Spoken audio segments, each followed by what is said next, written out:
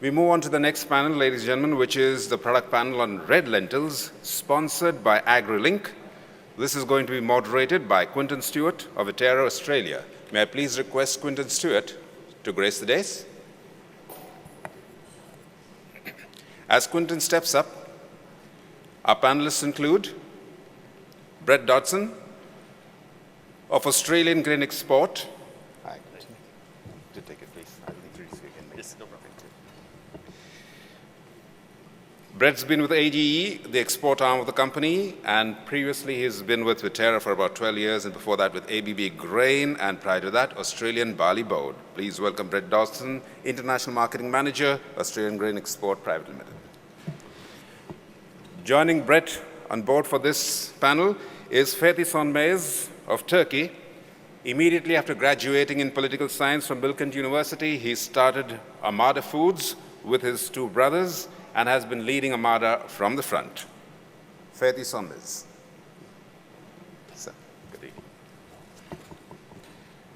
Joining these gentlemen, the CEO of Marina Commodities Canada, Farhan Adam. It's part of the Marina Group based in Toronto, established in 2002, engaged in trading and exporting pulses all across the world, specializing in lentils, peas, chickpeas, and beans. Farhan Adam. I do presume he'll be joining us in a short while. On the panel, Salim Wahab of Ghazi Commodities Brokerage, India. He started his career with Ghazi about over a decade ago. The company has been founded by his father, and they've been in the business for close to about 4 decades. Please. Thank you. On this panel, too, is a gentleman who had stepped in earlier, Director Awam Group, Mohammed Ahmed. Mohammed has already been introduced. Besides that introduction, you must probably be aware that he also is an MBA in Finance and Administration. Mohammed. And Farhan Adam. The moderator for this session, sponsored by AgriLink,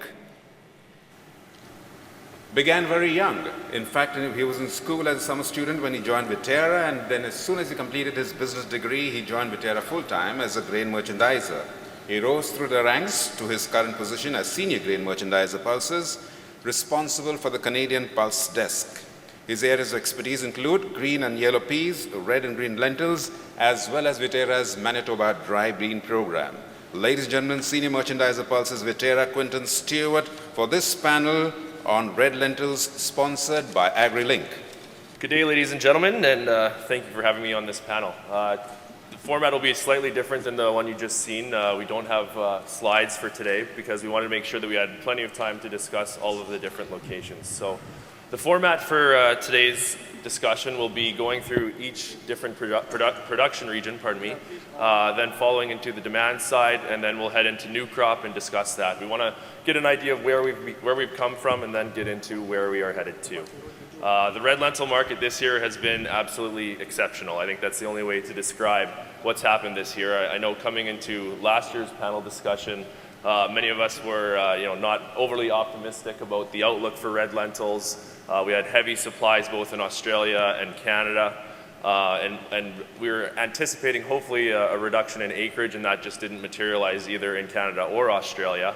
Coming into the fall, again, heavy stocks, demand was not looking that spectacular, and then all of a sudden India woke up, and as we what can be seen is the fact and the power of what India just can do in this marketplace, and the sheer volume of what they can buy in such a quick period of time and their influence on this market. So without further ado, we're going to start off with Farhan Adam talking about Canada and the US. I'm supposed to talk about USA as well as Canada, but there isn't much to report on USA on red lentils because they're heavily weighted on green lentils.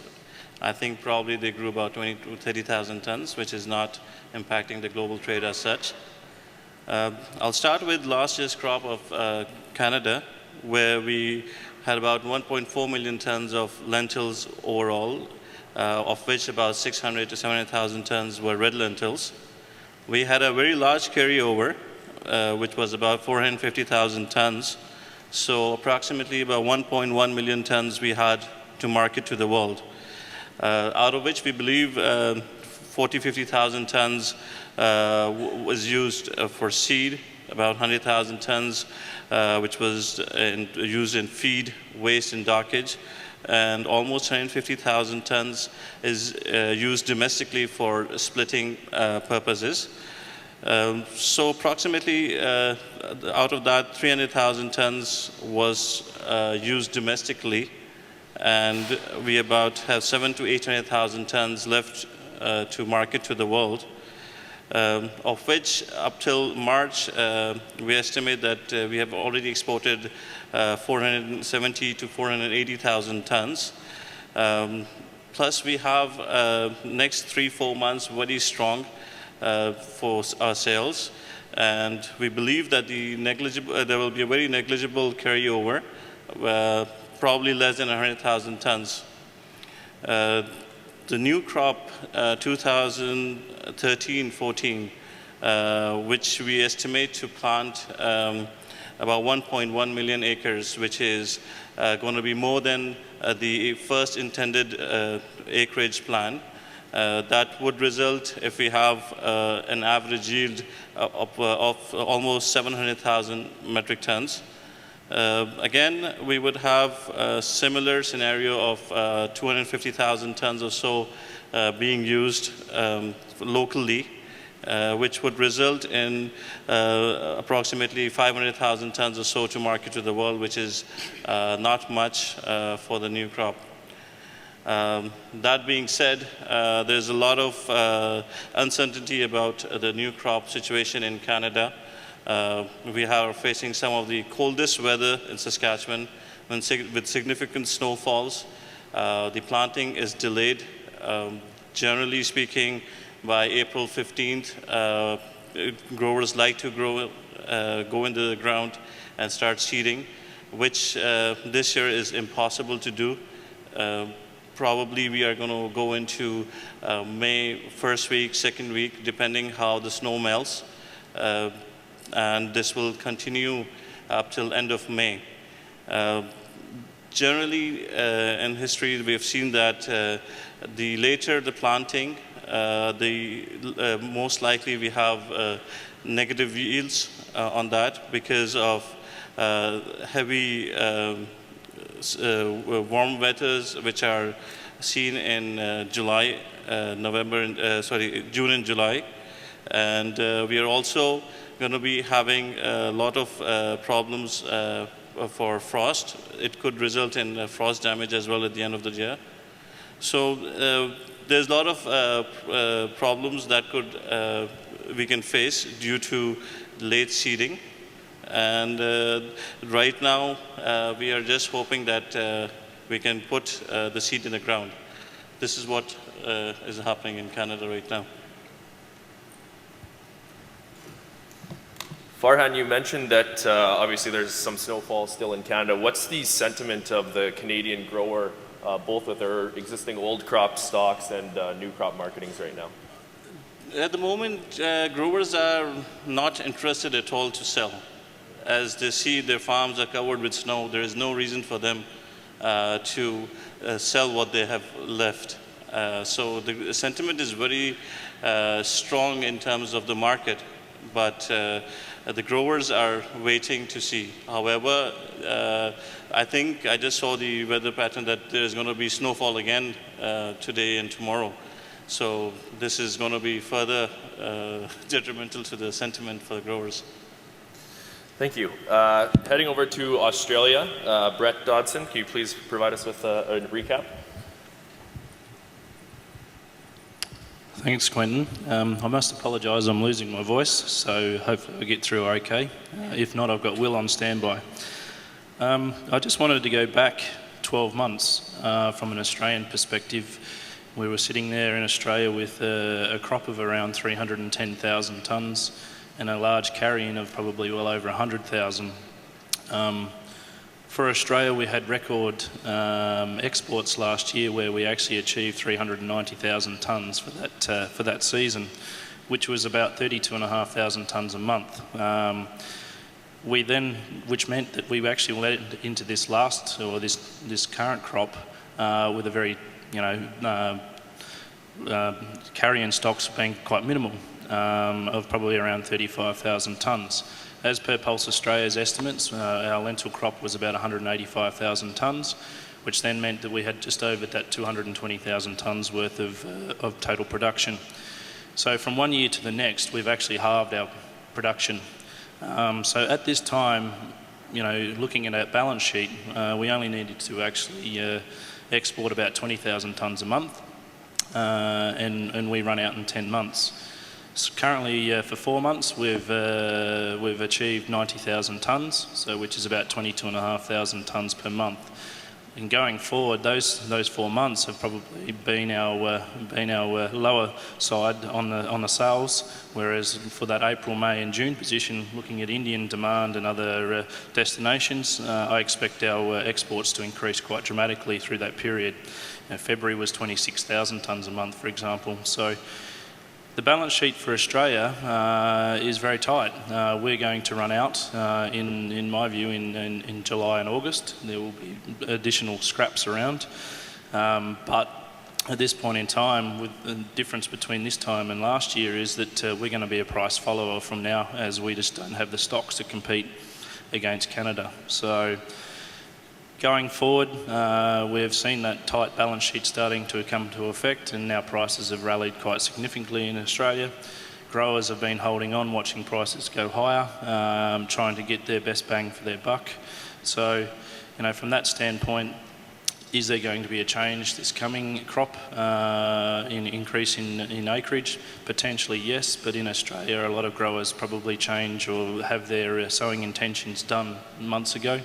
So there could be some shift, but I probably, in Australia, weather has a bigger impact than probably acreage in a lot of cases. So if we have good weather conditions, well then yes, our yields could increase.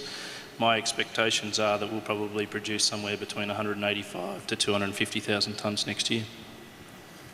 Thank you, Brett. And similar question to Farhan. Looking at the new crop situation and grower mentality, I understand there's dryness in Australia right now. Will that impact their marketings? And if they're not selling now, when do you see them coming into the market?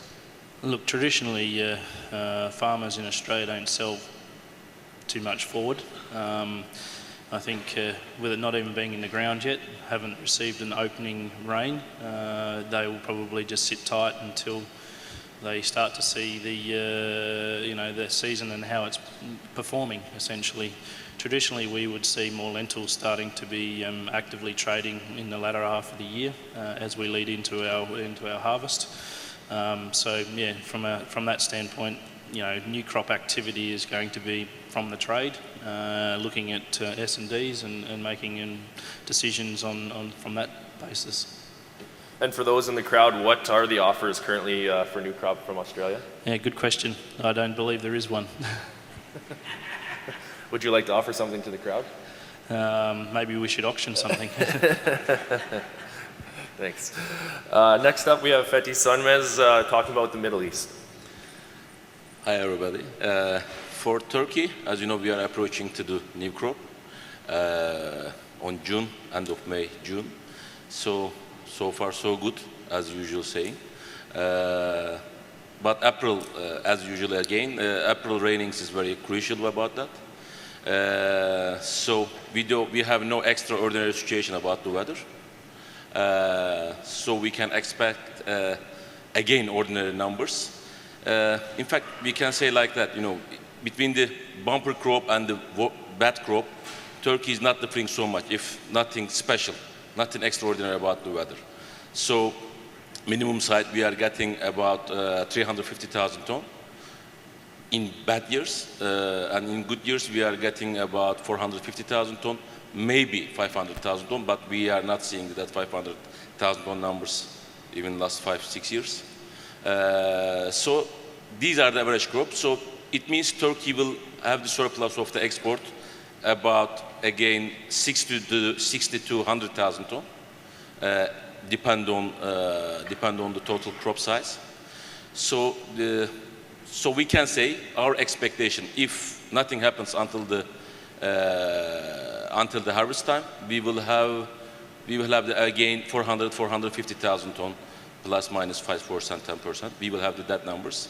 Then we will have the surplus, as I said, for the exportation. But other important thing to evaluate, I think, is Syria. So I will come to that, because as you know, there is an ongoing civil war in there, and the lentil planting area is the north of the Syria, and it is controlled by the Free Army at the moment. Some part by the Free Army, some part by not controlled by anybody. Still, war is going on, and we can say this is the wheat. Whatever the price is much more important than the lentil or the other items. So I think the farmers choose to plant to wheat. So that is the one criteria to evaluate. The other thing is to collect the crop. I mean, to harvest it. It is not so easy, because they should go, manpower should go to the lands and to collect. They are not so machinery. They have not so availability of the machinery.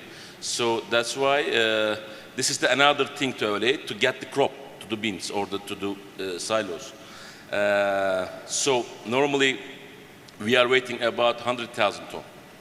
Again, about 100,000 ton. Then this year seems to be because of the not planting or shifting to the wheat, or not harvesting. Probably it will be.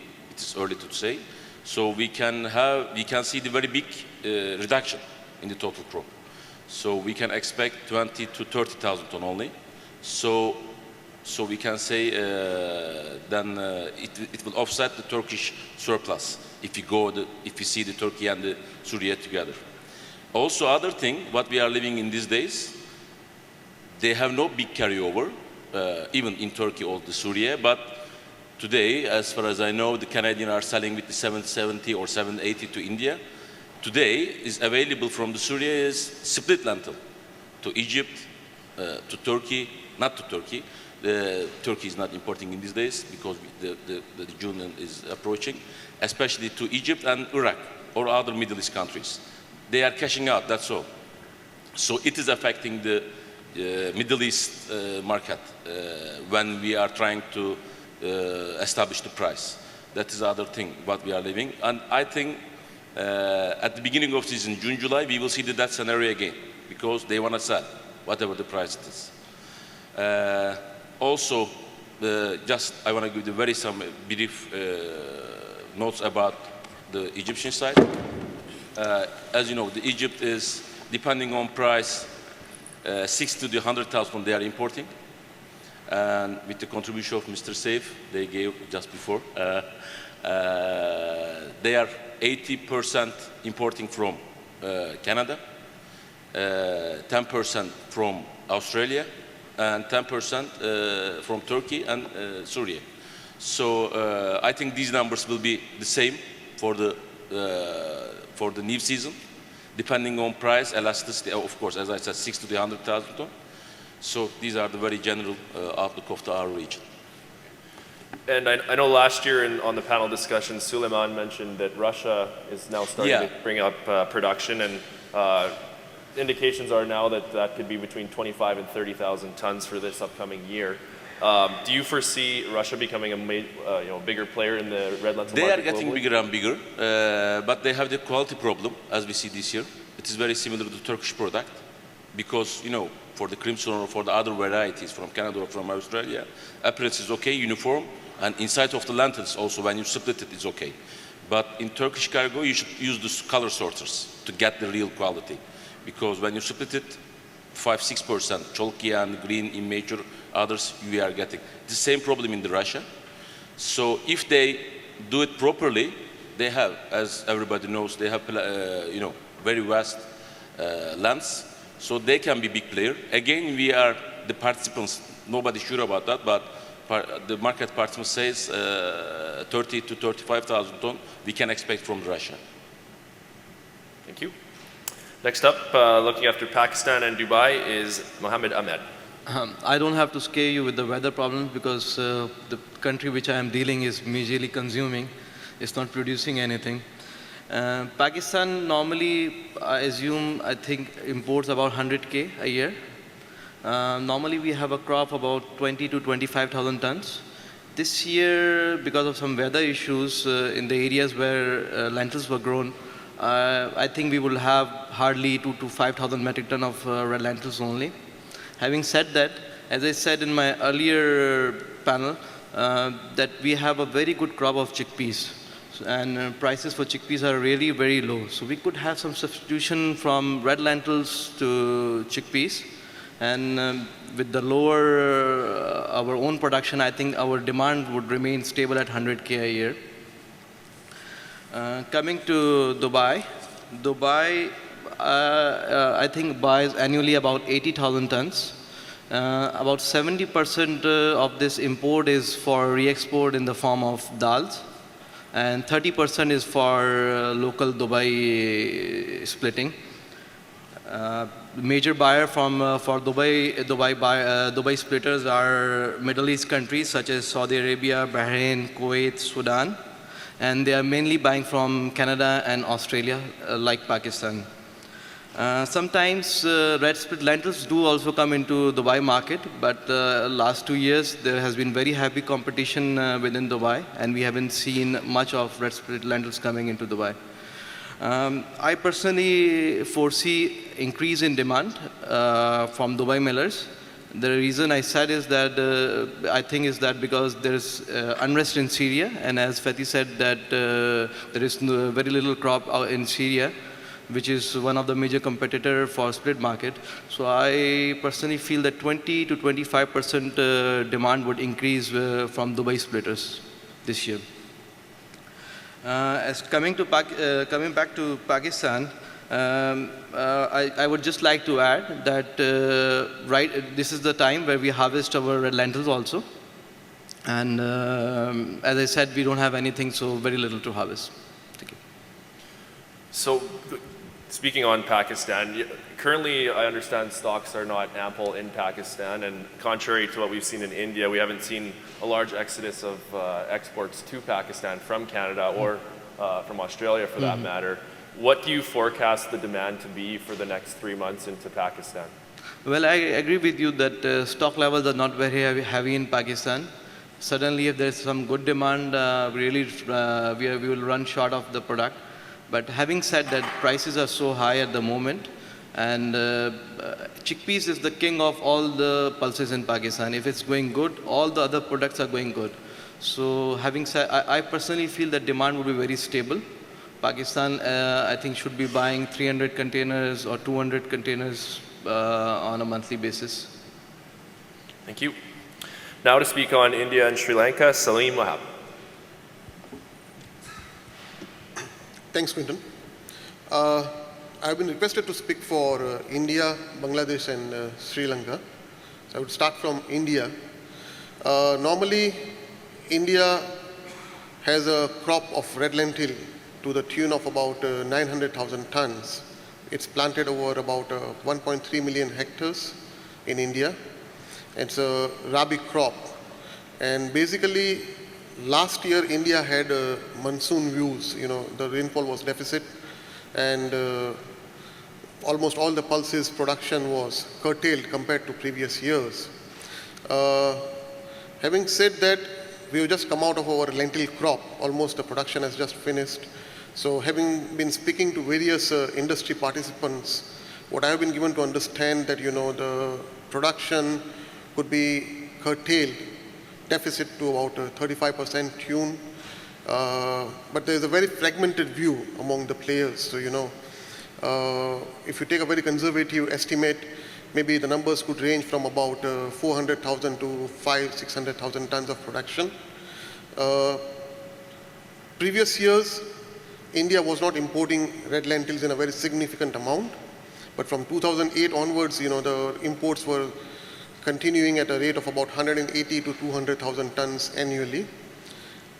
Having come into this year with a very low or not any carry forward and a very low production, India could need to double its requirement for the import this year, maybe about 300 to 400,000 tons could be imported to India. A significant amount of that is in the pipeline also, like what is coming in currently.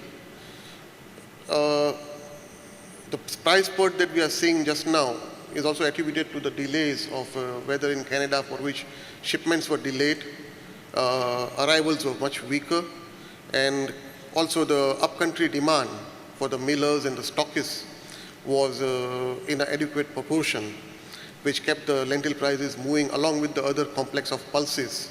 If you see, the green peas are almost gone, and also the pigeon peas and black mape and others are also, improving. So basically the whole pulses complex, if you see as such, is quite on a move at the moment.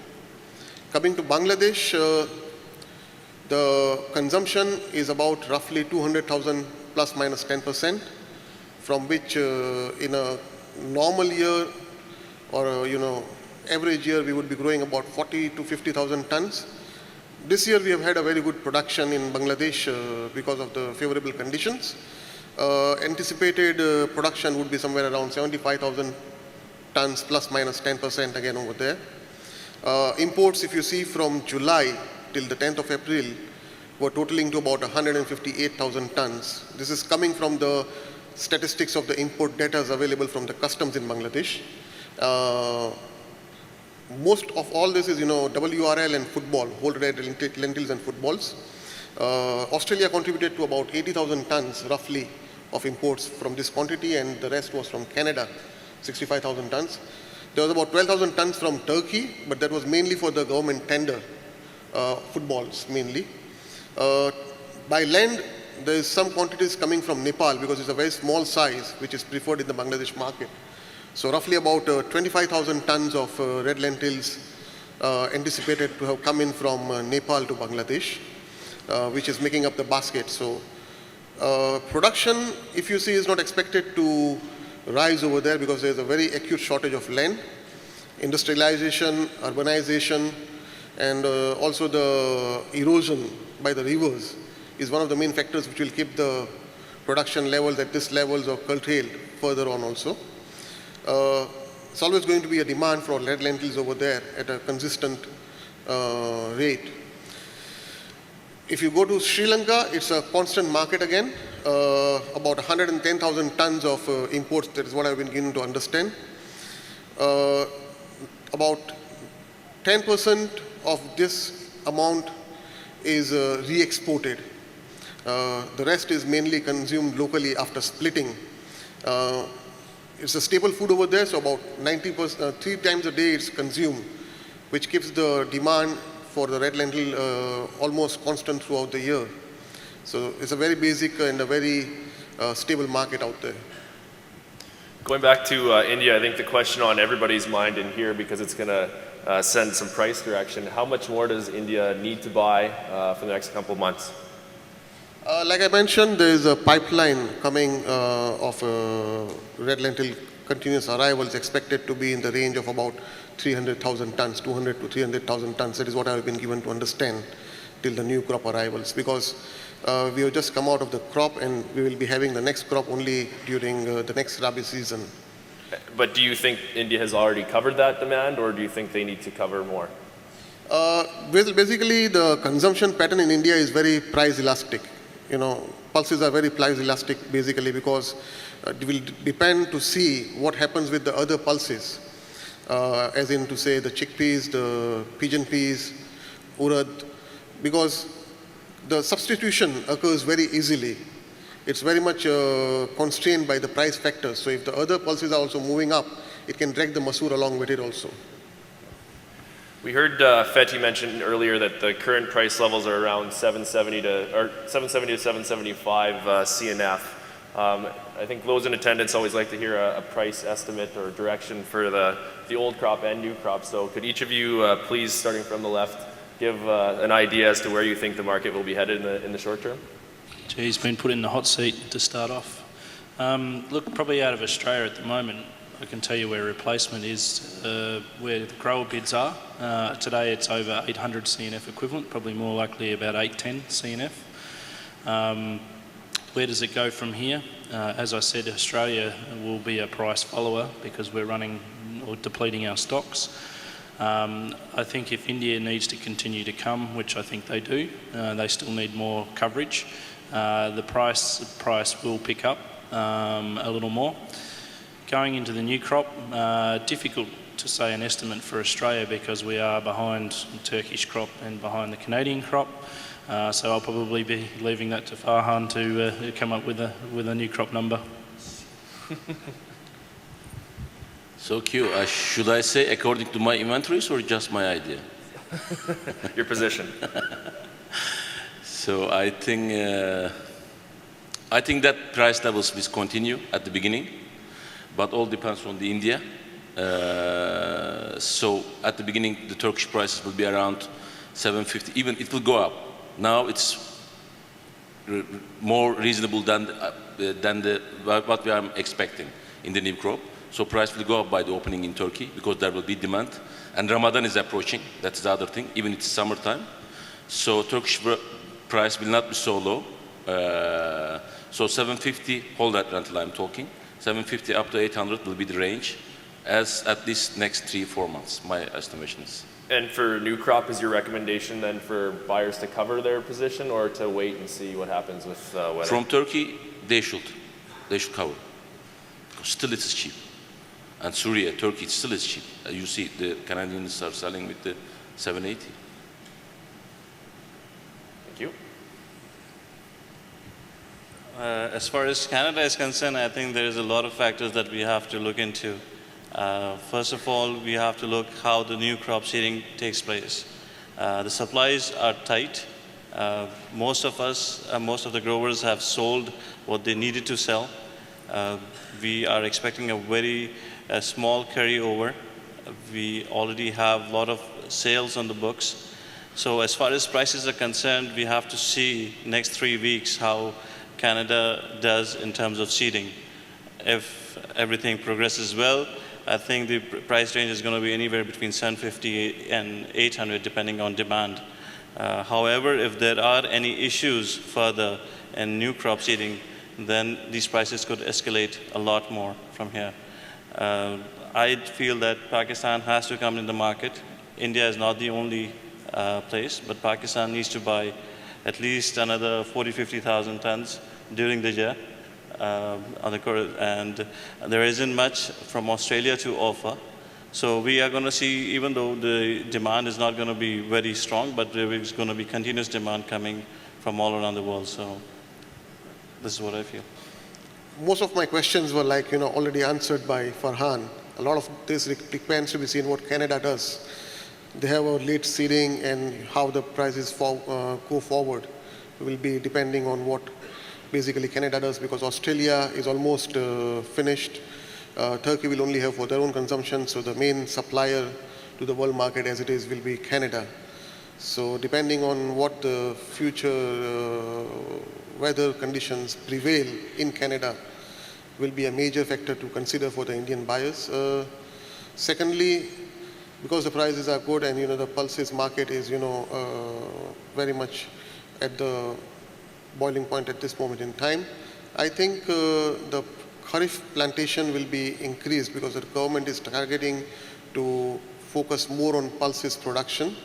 So the Kharif crop with the pigeon peas and the urad and whatever those other pulses can be harvested during the Kharif season could also affect how the prices move from here on. So that is basically, a lot depends to be seen on substitution and the Canadian markets. Well, I feel that for next 1 month, markets should be a bit stable to a bit slow. The reason is that most of the people have bought at very cheap prices, and they want to book the profits. They haven't seen these profits for a while now, so everyone is very eager to book the profits. Once they book the profits, then product is needed. See, India is empty, so is Dubai, so is Pakistan. They need the product. So once that demands come in, then again markets to jump up. I feel that markets should range between 750 to 825. Thank you. We'll now open the floor to any questions. BJ? That's why I'm the moderator. Pardon? Yeah, the question was, what is my point of view on the market? I guess on the old crop side, not to take anything away from Farhan here, I think you will see stability in values. I think on the Canadian grower standpoint, I think there's really no incentive for them to sell lower in the short term. They've seen very high prices and companies are calling them every day to try and buy their red lentils. So whether the market actually does go up, they're being given the illusion that the prices are going to surge higher and continue for the next few months. On the new crop side, I echo Farhan's opinion. I just don't see them really looking to market any product in the short term. It's snowing. It snowed yesterday. It snowed again today in Saskatchewan. So they're a good month away from really getting into the fields for most of the province. So there's just going to be no urgency on their standpoint. I'm Gopal, Kamal Trading Karachi. My question is all Canadian panelists. So yesterday I also asked the same question, but I was not satisfied. As everyone said that seeding is going to be delayed 3 to 4 weeks. My question is that what do you think about that? That is there any problem of the quality due to delay? Is there any problem of the yield due to delay?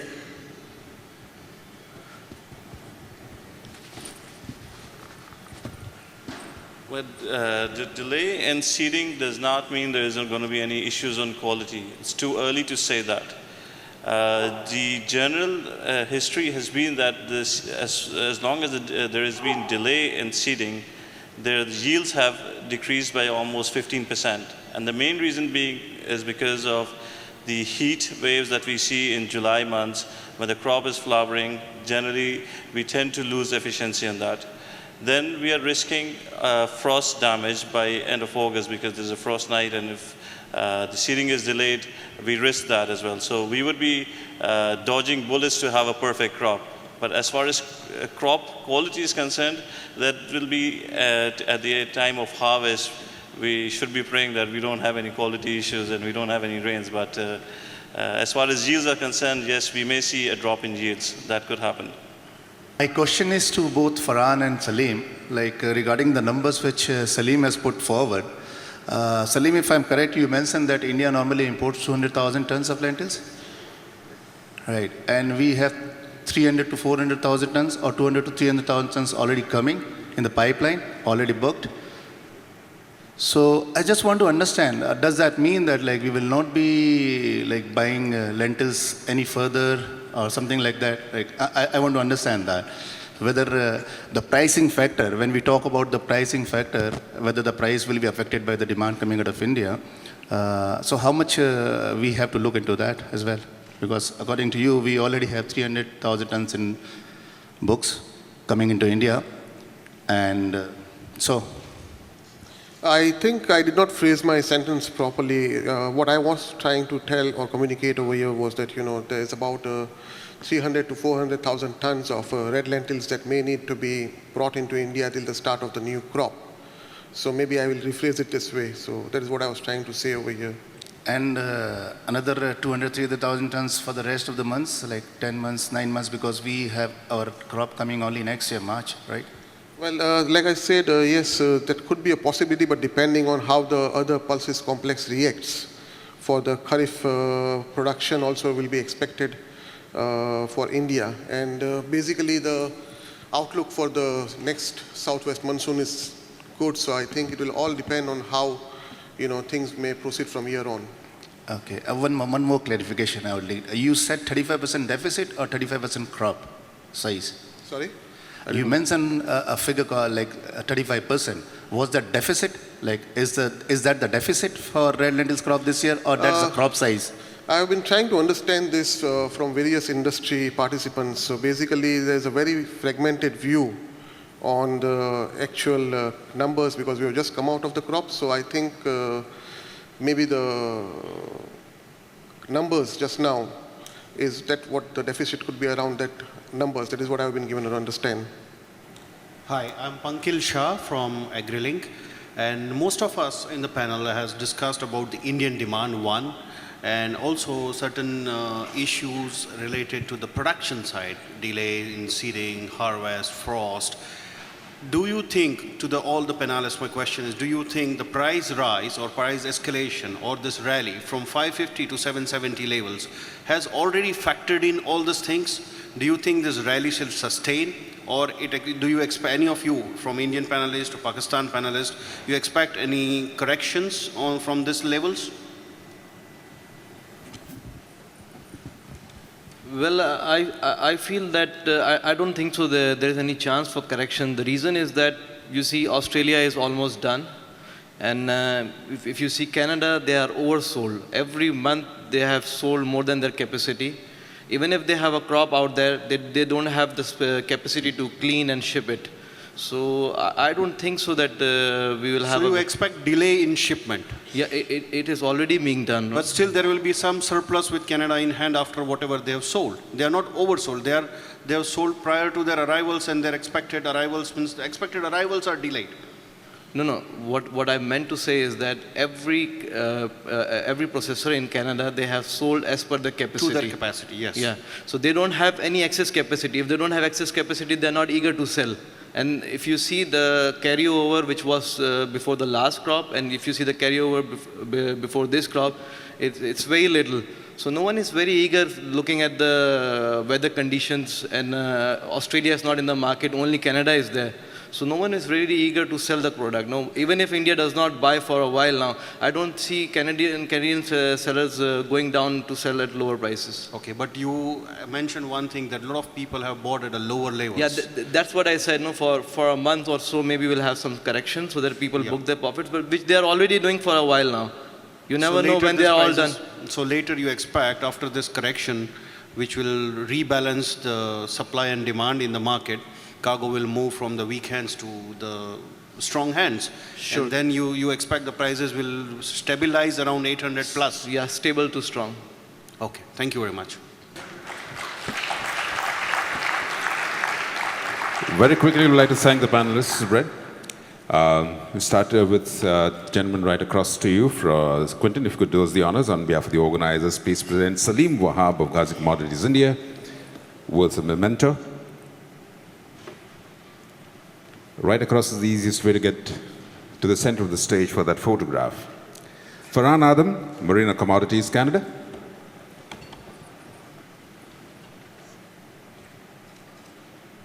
Fethi Sonmay, Zamada Foods Turkey.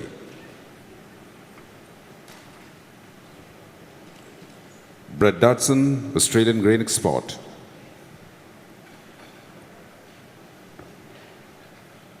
May I request Mohammed Ahmed to do us the honors for our moderator, Quinton Stewart. Mohammed.